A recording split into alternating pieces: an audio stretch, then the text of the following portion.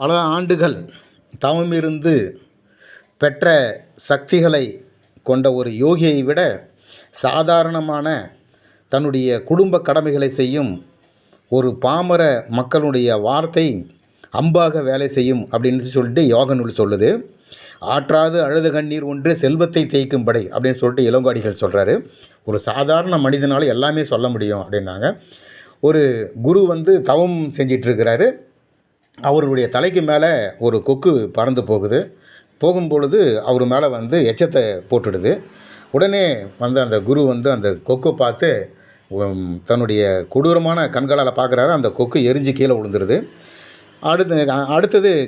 அடுத்த நாள் காலையில் ஊருக்குள்ளே போயிட்டு சாப்பாடு வாங்கலாம் அப்படின்னு சொல்லிட்டு போகிறார். ஒரு வீட்டுக்கு முன்னாடி போயிட்டு பிச்சை கேட்கும் பொழுது அந்த அம்மா வெளியே வர்றதில்ல. அவங்க வீட்டுக்காருக்கு கடமை செஞ்சிட்ருக்கிறாங்க. முடிச்சுட்டு அவங்க இந்த யோகிக்கு சாப்பாடு கொடுக்கறதுக்காக வராங்க. வந்த உடனே ரொம்ப கொடூரமான பார்வையானால் அவர் பார்க்குறாரு. அப்போது அந்த அம்மா சொல்லுது, கொக்கென நினைத்தாயா கொங்கணவா அப்படின்னு சொல்லிட்டு கேட்குறாங்க. ஏன்னா கொக்கை எரிச்சிட்டு மாதிரி எண்ணெய் எரிக்க முடியுமா அப்படின்றது தான் இதனுடைய வாசகம். நல்ல சாதாரண மக்களினுடைய தியாகமும் அவருடைய கடமையுமே